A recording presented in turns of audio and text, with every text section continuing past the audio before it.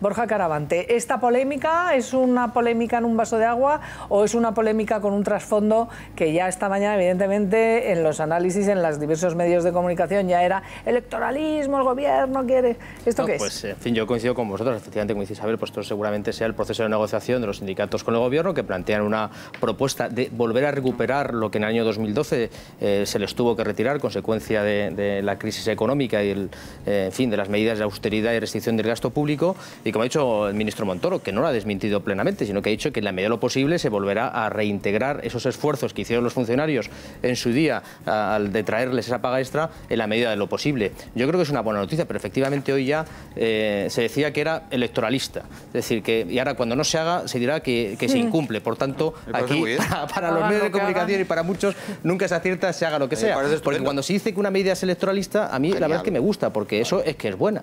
Porque, y además creo que los gobiernos tienen que gobernar hasta el último minuto. No van a hacer huelga de brazos caídos el último año de legislatura para que nadie les acuse de electoralista, ¿no? Porque a veces es lo que... Porque lo que no puede ser es subir el sueldo el año de las elecciones y luego recortarlo al año siguiente. No, yo lo que creo es que si efectivamente es posible, los presupuestos públicos y la recuperación de la economía lo permiten, pues oye, ¿por qué no vamos a devolver a los funcionarios y a todos los españoles los esfuerzos que hemos hecho todas las familias a lo largo de estos años de crisis? Eso pedimos todos, y bajada de impuestos. Pero fíjense ustedes cómo están las cosas. Esto ha sido los pasillos.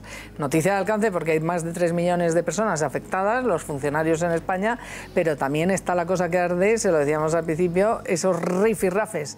Rajoy y Sánchez, ambos ya candidatos oficiales a la Moncloa. Nosotros hoy les estamos preguntando por otro de los candidatos que todavía no tiene representación parlamentaria. ¿Quién prefiere usted? ¿A quién votará? ¿A Rajoy o a Ciudadanos? Desde luego, vean al candidato del Partido Socialista lo que le ha dicho esta mañana en el Congreso de los Diputados al presidente del Gobierno y cómo le ha respondido. Usted, señor Rajoy, llegó al gobierno defraudando a los españoles porque dijo que iba a hacer una cosa y en cuanto llegó al gobierno hizo la contraria. Sí, hizo la contraria. Hizo la contraria. Y ahora usted pretende hacer creer a los españoles, señor Rajoy, que en 4 meses va a enmendar todo lo que ha desmantelado en 42 meses. Yo le digo una cosa, señor Rajoy, sencilla y llanamente, usted no tiene ninguna credibilidad respecto a los españoles. La economía española, a finales del año 2011, cuando ustedes se fueron del gobierno, estaba al borde de la quiebra y España estaba a punto de ser intervenida y 3.400.000 españoles habían perdido su puesto de trabajo. ¿Y qué pasaba con los hogares españoles?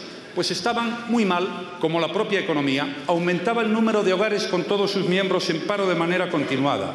Los precios subían, se perdía poder adquisitivo, las deudas de las familias y de los hogares cada vez eran mayores. Los hogares reducían su gasto, primero por los menores ingresos que tenían y segundo por la incertidumbre sobre aquello que pudiera ocurrir en el futuro. El gasto medio de los hogares se redujo un 12% entre 2008 y 2011 en términos constantes. Quizás sea este el dato más relevante de cómo estaban los hogares españoles en aquel momento.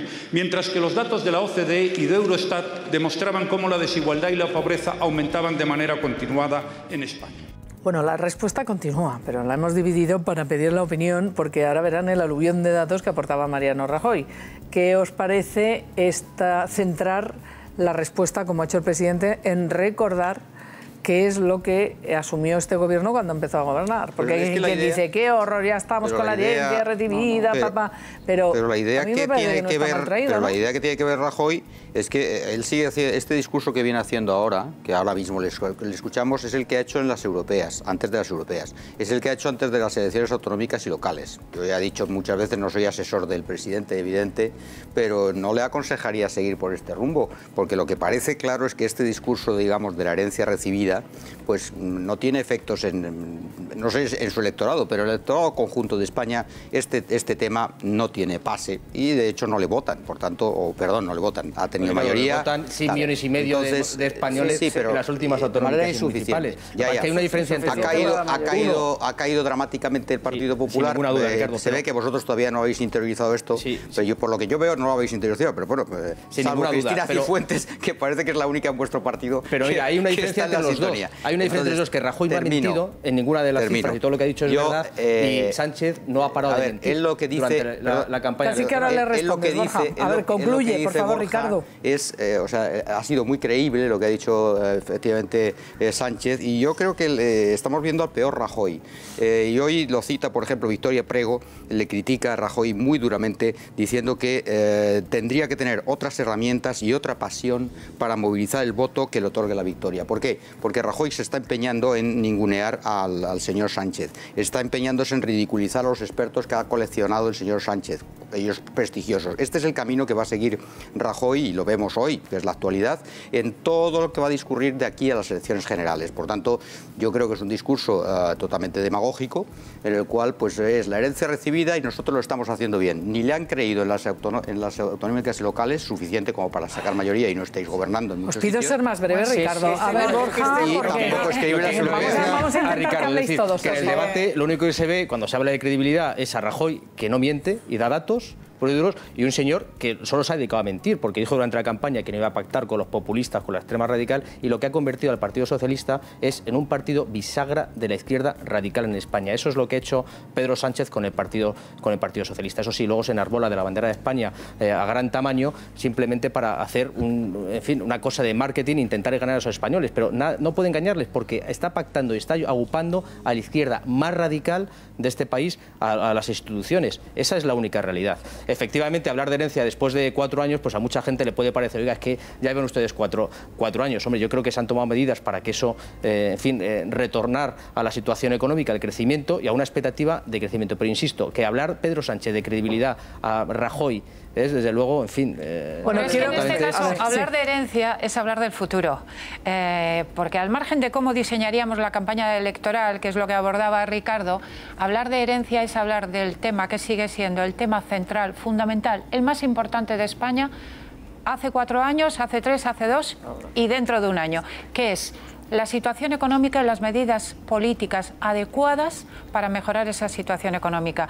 Y el gran debate de las elecciones, por supuesto el primero, hay otros, desde luego, pero el gran debate de las elecciones va a ser ¿qué medidas económicas, políticas debe tomar el gobierno, este y el que va a venir, para mantener este inicio de recuperación de España? Ese es el gran debate.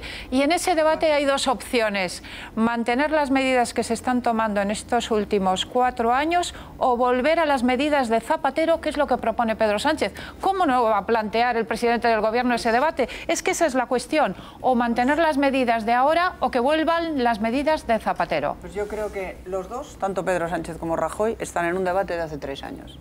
Los dos, uno recordándolo, usted ha incumplido lo que prometió, tal y cual, y el otro diciendo, yo me encontré la herencia de tal y de cual y tenía que... Esto es de hace 3 años, de hace 2, no es el debate de ahora, y me parece que esa antigüedad en el debate y ese bucle en el que han entrado el gobierno y oposición justifica en gran medida el ascenso de los partidos emergentes, que es que una gran parte de la ciudadanía ya no compra ese discurso, quiere que se le hable de otra cosa, que se le hagan otros planteamientos, otro discurso, y está en otra cosa y no solo en el garbanzo. O sea, la gente no vota solo por el garbanzo, no vota solo para llegar a fin de mes. Ese es un argumento muy importante, pero no es el único. Hay que hablar de regeneración ética, de regeneración democrática, hay que hablar de otros factores, y están los dos, PP y PSOE, están en un discurso muy antiguo.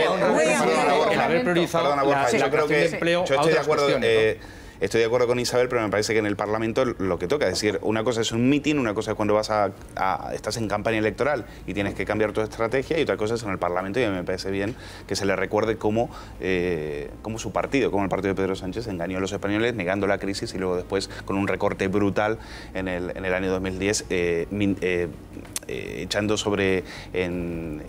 en balde, por tierra, todo lo que habían dicho. Entonces, la gran mentira de Pedro Sánchez hay que recordárselas una y otra vez, porque sobre todo te está acusando de que te está engañando, de que tú has engañado. No, mira, el que has engañado a los españoles fuiste tú cuando decías que aquí no había ninguna crisis y que estábamos en la Champions League. Ahora, que con eso no va a ganar votos, yo estoy de acuerdo con Isabel. Con eso no se gana unas elecciones. Pero vamos a ver, me parece muy bien que en el Congreso se lo recuerde. Cristina, pero a ver qué te parece, porque eso es una parte de lo que ha dicho. Vamos a ver qué más ha dicho el presidente. Bien.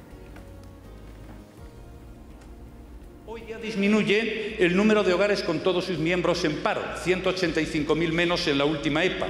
Hoy baja el número de personas en paro durante más de un año, en 247.000 en la última época. Está bajando la temporalidad en el empleo, está bajando el paro. Más de 400.000 personas encontraron un puesto de trabajo el año 2014. Los precios llevan meses bajando, lo cual es bueno para el poder adquisitivo de la gente y para la competitividad. El endeudamiento privado, este es un dato muy positivo, se ha reducido en 425.000 millones de euros, 36 puntos del PIB desde final del 2011. Y el consumo y el gasto por hogar está mejorando por primera vez en el año 14 en 7 años. Suben las ventas minoristas, suben las ventas de grandes empresas, matriculaciones de coches, ventas de viviendas e hipotecas. Es decir, se le ha dado un cambio en la situación. Es verdad que todavía queda mucho por hacer, pero eso es lo que estamos haciendo y por eso digo yo que hay que perseverar en estas políticas y no volver a las suyas que nos trajeron hasta aquí. Yo creo que es crucial seguir con este debate. O sea, es un debate que no pasa de moda, ni el de la credibilidad ni el de los datos. Y como decía Edurne, el tema económico no es que haya sido importante y sea hoy importante, es que va a seguir siendo importante y va a ser muy condicionante para el bienestar de los españoles, incluso para el mantenimiento del estado de bienestar. Cuanto más crezca el país y cuanto más riqueza tengamos, más posibilidades habrá pues, de subir la paga a los funcionarios, de que haya una sanidad más segura, más completa, sin copago, etcétera, etcétera. O sea, esto es fundamental. Que además se hable de regeneración, por supuesto, pero desde luego lo que sí que no se ha hecho en estos meses es darle un lugar central en los medios de comunicación al cambio en el desempleo, al cambio en la riqueza. Eso no era noticia. Aquí era noticia en la mayoría de los medios la corrupción del PP y no era noticia lo otro, y eso ha hecho mucho daño. Y grandes periodistas, que, bueno, alguien ha citado aquí, grandes periodistas están todo el rato criticando al PP de una forma virulenta, excesiva, a mi juicio, sin ver los logros o sin comentar adecuadamente los logros que se han conseguido en estos años. Bueno, logros, por eso me parece muy positivo. Eso era lo que se producía en el primero, porque el primero en intervenir era Mariano Rajoy. Es verdad que una pregunta de los de Amaiur, en fin, yo la he visto surrealista. Lo que tenemos que vivir en España es increíble, ¿no? Pero luego se ha producido otro momento que yo no lo había visto en otras ocasiones, ¿no? Ha tenido la vicepresidenta que recriminar a Antonio Hernando, el portavoz del Partido Socialista: oiga, no me insulte, que le estoy leyendo los labios. Vean eso y ahora van a ver el contexto, qué es lo que se recriminaban mutuamente. Pero vamos a ver cómo se lo ha tenido que decir la vicepresidenta. Lo que tendría que explicar es por qué su partido apoya a concejales en grupos municipales que ni defienden la libertad ideológica, ni respetan la libertad religiosa, ni respetan los derechos de las víctimas, ya sea de holocaustos, ya sea las víctimas del terrorismo, y que critica la política penitenciaria. Quizá ese debate, deje de insultarme, señor Hernando, que le leo los labios. Quizá ese debate, señor Hernando, lo debería usted plantear en los cientos de plenos municipales que ustedes están apoyando a radicales que no respetan ni el más mínimo de los derechos humanos. Esa es la patética posición de su grupo, señor Hernando. Preocúpese un poquito más de los derechos de los ciudadanos y un poquito menos de sus enjuagues dentro del Partido Socialista. Pero un poco fuerte, ¿no? Mire, vamos a ver cómo le ha tenido que decir lo de que no le insulte. A mí me gusta la es que yo flipan colores. ¿Qué estaría diciendo? Como las cámaras las pone el Congreso y no hay otra cosa, pues no podemos leerlo. Porque claro, ella le lee los labios. Seguramente nosotros se los hubiéramos podido leer, pero es que no sabemos lo que ha dicho. Vamos a ver cómo se lo decía. Deje de insultarme, señor Hernando, que le leo los labios. ¿Qué le estaría diciendo? Pues sí que ¿alguien lo sabe? Mentirosa. Ha estado contundente y rotunda. A mí me gusta. Yo creo que sí. Cuando estaba diciendo esas cosas, pues no sé, mentirosa. Tú tienes buenas fuentes ahí, pregúntaselo. Sí, vete a saber. Mentirosa. Pregúntale lo que le estaba diciendo. O cualquier disparate. Es una pena, Ricardo, que siempre solamente tenemos una Cámara en el Congreso que le lee los labios a la de Fabra, que le lee los labios a la otra que quería tragar. Es una pena que la Cámara siempre está enfocando en el mismo sitio. Un día habría que ponerla enfocando a los socialistas a las barbaridades que dicen, ¿no? No está mal traído. Oye, porque insultar...